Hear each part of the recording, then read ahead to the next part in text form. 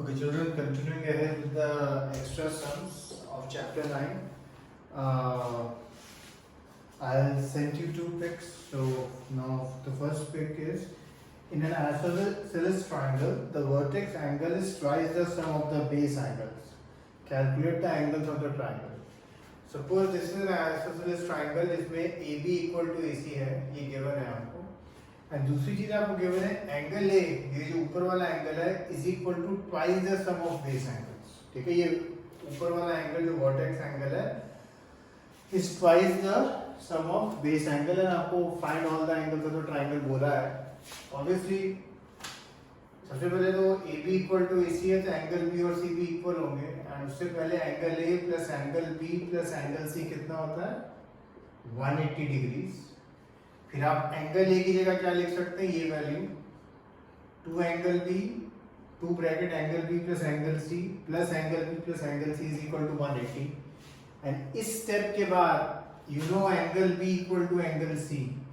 तो क्यों इक्वल है, sides opposite to equal angles are equal. And then या तो आप एंगल बी की फॉर्म में सारे एंगल्स लिख देना या एंगल सी की फॉर्म में सारे एंगल्स लिख देना.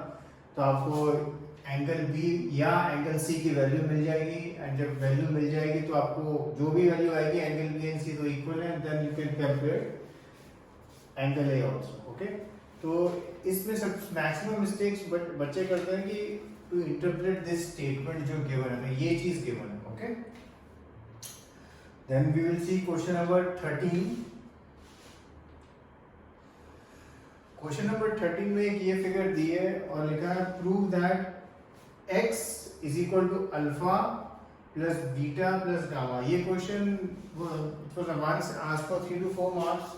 एंड दिखने में ये क्वेश्चन जितना ही कॉम्प्लिकेटेड लगता है उतना ही इजी है ये question. This is a very easy question जो 2 स्टेप में हो जाता है.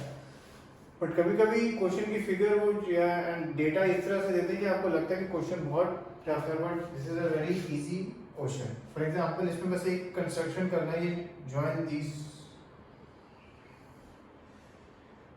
ये हमने ज्वाइन किया.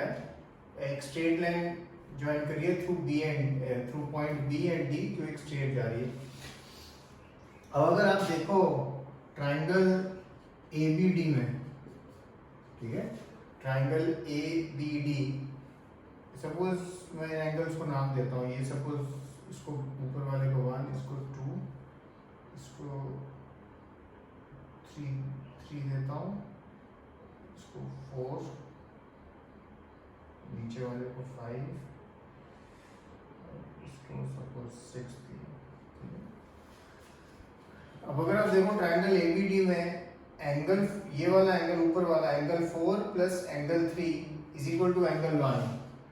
एंड रीजन क्या है हमारा, एक्सटीरियर एंगल प्रॉपर्टी. एंगल 1 मतलब ये वाला एंगल. सिमिलरली ट्रायंगल फिर बीडीसी में आप लिखना, ट्रायंगल बीडीसी में आप लिखोगे तो ये वाला angle, angle 5 plus angle 6 is equal to angle 2. Last step जब आप ये ऐड करोगे एलएचएस की टर्म्स एलएचएस में, आरएचएस की टर्म्स आरएचएस में, तो आरएचएस में आपको क्या मिलेगा, angle 1 plus angle 2 which is basically angle x. और यहां अगर आप देखो तो angle 4 plus angle 5 basically beta, and angle 3 and angle 6. Angle 3 basically क्या है, अल्फा, और एंगल 6 बेसिकली क्या है, गामा. तो यहाँ आपको मिल जाएगा alpha plus beta plus gamma is equal to x. तो बेसिकली आपको बस ये एक्सटीरियर एंगल प्रॉपर्टी 2 बार लिखनी है 2 ट्रायंगल्स पे, उनको बस ऐड करना है. Okay, so reasonings are very important in this chapter. So कुछ बच्चे अभी जैसे टेस्ट भी हुआ था रीजनिंग्स नहीं लिख रहे हैं. You must write the reasoning, otherwise the teachers will cut marks for that if you don't write the reasoning. Anyway, the last chapter in this sheet which we will do, the last question in this particular sheet which we will do is this one. In the given figure, the line segment joining midpoints of M and N of parallel sides AB and DC of the trapezium ABCD is perpendicular to both the sides AB and DC. Prove AD equal to BC.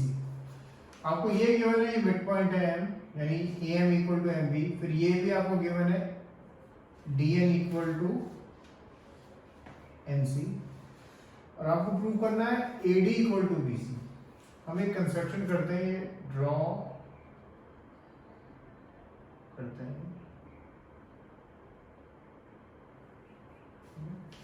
एक second के लिए नाम ले लेते हैं।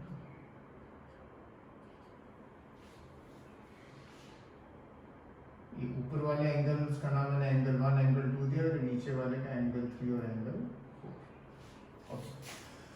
अब अगर आप देखो, मेरा एम क्या होगा कि ट्राइंगल ANM और ये ट्राइंगल BNM, ये ऊपर वाले दो ट्राइंगल हैं, इनको मैं कॉन्ग्रुएंट शो कर देता हूँ और फिर इनका जब कॉन्ग्रुएंट शो हो जाएगा उसके बाद इनकी कोई पार्ट कॉन्ग्रुएंसी के जो CPCT कुछ यूज करके फिर ये पीछे वाले दो ट्राइंगल यूज कर देता हूँ। और अगर ये पीछे वाले दो triangle ADN and triangle BNC को मैंने अगर कॉन्ग्रुएंट प्रूव कर दिया तो बाय CPCT में क्या लिख सकता हूँ, AD इक्वल टू BC। अब अगर मुझे ये ट्राइंगल करने हैं कॉन्ग्रुएंट, AMN एंड BMN, ये 90 गिवन है आपको, ये मिड पॉइंट भी गिवन है और ये MN तो कॉमन है, तो बाय CPCT क्या हो जाता है, ये दोनों ट्राइंगल बाय SAS ये ट्राइंगल बहुत इजीली कॉन्ग्रुएंट हो जाते हैं, तो वो तो आप कर देंगे। उससे हमें क्या मिलता है, एंगल 1 इक्वल टू एंगल 2, ये जो एंगल 1 और एंगल 2 है वो हमें इक्वल मिलते हैं। अच्छा, अब हमें ये नीचे वाले जो ट्राइंगल है, triangle ADN and triangle BNC में अगर हमें काम करना है तो हमें एक चीज तो है हमारे पास DN equal to NC, second चीज ये AN और BN हमें इक्वल मिल जाएंगे बाय CPCT, क्योंकि हमने ये ऊपर वाली ये दोनों ट्राइंगल कॉन्ग्रुएंट प्रूव किया है। Now when we try to search for the third condition ना, you will realize that we are not getting the third condition. Third condition हमें मिल नहीं रही है। So एक third condition मतलब for example अगर angle 3 और angle 4 किसी तरह equal हो जाए, then by SAS हम easily ये दोनों triangle को congruent prove कर सकते हैं। But वो third condition हमें मिल नहीं रही है, तो हम उसे manufacture करेंगे। अगर आप फिगर देखो, angle 1 plus angle 3 कितना है, ठीक है, ये 90 है। सिमिलरली एंगल 2 प्लस एंगल 4 कितना है, ये भी 90 है। Things equal to the same thing are equal to one another, तो ये भी इक्वल टू 90, ये भी इक्वल टू 90, तो angle 1 plus angle 3 is equal to angle 2 plus angle 4। हमें गिवन है एंगल 1 और 2 क्या है, हमने मतलब बाय CPCT प्रूव किया है इक्वल है, तो एंगल 1 और एंगल 2 कट, तो आपको क्या मिलेगा, एंगल 3 इक्वल टू एंगल 4। और एंगल 3 का दूसरा नाम क्या होता है, बेसिकली एंगल AND और एंगल 4 का BNC। तो AND equal to BNC, DN equal to NC आपको गिवन है and AN equal to BN आप बाय CPCT आप यूज करेंगे, तो फिर ये दोनों ट्राइंगल्स क्या हो जाएंगे, कॉन्ग्रुएंट। एंड जब ये दोनों ट्राइंगल्स कॉन्ग्रुएंट हो जाते हैं then by CPCT you can write AD equal to BC। तो ये सम थोड़ा लंबा है, 2 to 3 स्टेप्स वाला सम था, तो कभी कभी ऐसे सम्स भी आएंगे which will have multiple steps and first आपको एक ट्रायंगल कॉन्ग्रुएंट प्रूव किया, फिर दूसरा किया, okay, to get the required result. So this is another question, question number 40।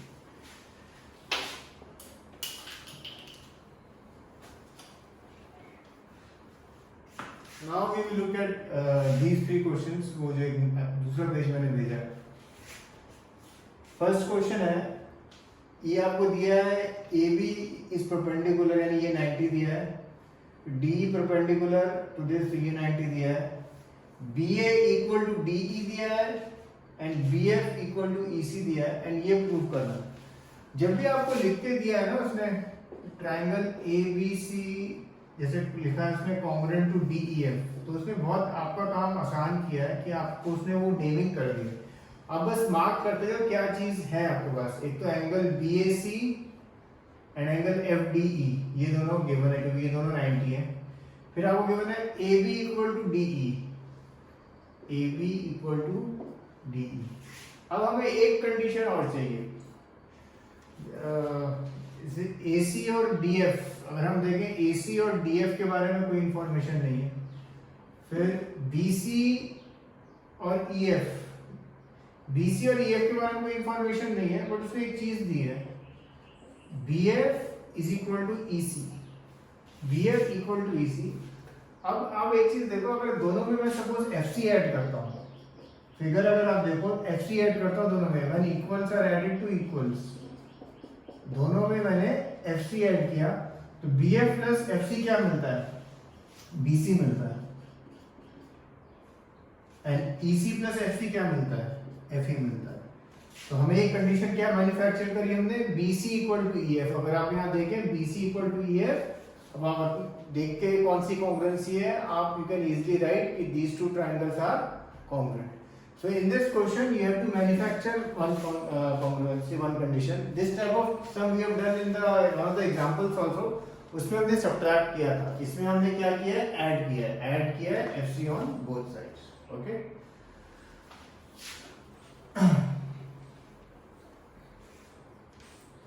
And question number 16. ABCD is a quadrilateral. ABCD is a quadrilateral in which AB equal to BC, AD equal to CD. Suppose हम एक चीज join करें, show that BD bisects angle ABC and angle ADC.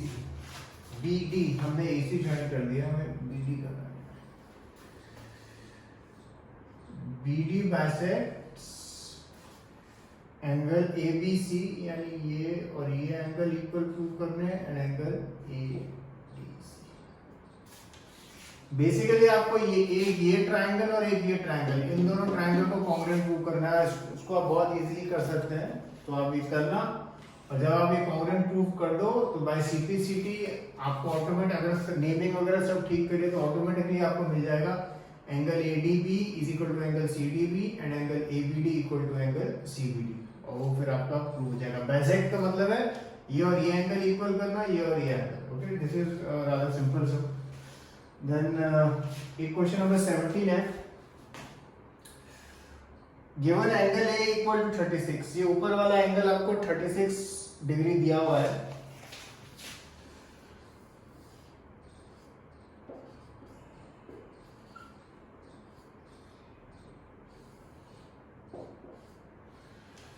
ये angle 36 degree दिया है आपको given है AB equal to AC, side AB और AC इक्वल है, यानी आप angle ABC and angle ACB आप इक्वल है, और आप उनकी वैल्यू भी आप बहुत इजीली निकाल सकते हैं, because sum of angles of a triangle कितना होता है, 180 डिग्री होता है।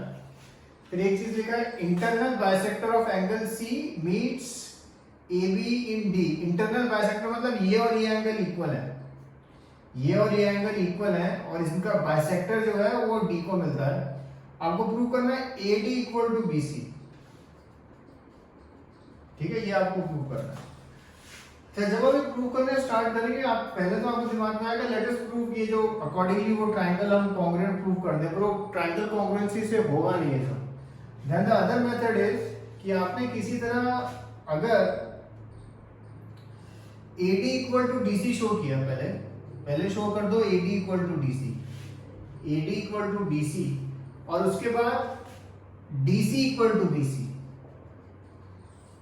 पहले AD equal to DC show करना और फिर DC equal to BC show करना, then things equal to the same thing are equal to one another, और वो कैसे हो जाएगा, उससे फिर क्या हो जाएगा, आपको AD इक्वल टू BC मिल जाएगा। अच्छा, अब आप पूछेंगे AD इक्वल टू DC कैसे करना। अब AD इक्वल टू DC बस आपको एंगल्स निकालना है, इन द सेंस जैसे अगर आपने एंगल ACD निकालना आप निकल जाएगा बहुत आराम से, और अगर वो सपोज 36 डिग्री आ गया, एंगल ACD की वैल्यू क्या आ गई 36, तो in triangle ADC sides opposite to equal angles are equal, तो आपको AD इक्वल टू DC मिल जाएगा, ठीक है।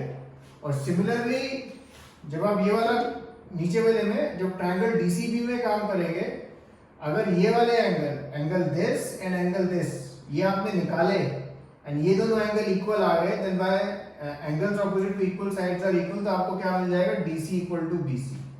एंड जब ये हो जाएगा then you can easily write AD equal to BC। Okay, so do these 6-7 sums. Okay, cheers.